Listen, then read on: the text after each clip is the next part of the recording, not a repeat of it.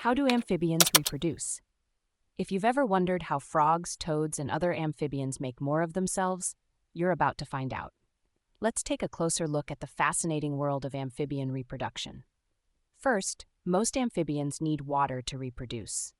For frogs and toads, the process usually starts with the male calling out to the female using a distinctive croak. This call is like a signal saying, "I'm ready to mate." When a male and female come together, they use a special position called amplexus. The male grasps the female, often around her waist or back, and holds on until he releases his sperm. At the same time, the female releases her eggs, and fertilization happens outside of both their bodies in the water. This is known as external fertilization. In some species, like salamanders and certain types of frogs, the process is a bit different. For salamanders, the male lays down a packet of sperm called a spermatophore, which the female picks up with her cloaca, an opening that connects her reproductive, urinary, and intestinal tracts. This leads to internal fertilization.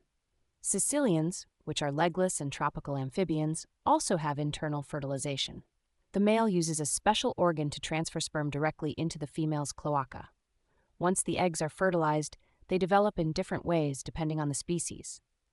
For many frogs, the fertilized eggs hatch into tadpoles after about 10 days. These tadpoles start by feeding on the yolk from the egg and then begin to breathe through their skin and external gills. As they grow, they develop internal gills and start eating plants and decomposing material in the water. The transformation from tadpole to frog is called metamorphosis. During this process, the tadpoles lose their gills, develop lungs, and grow limbs.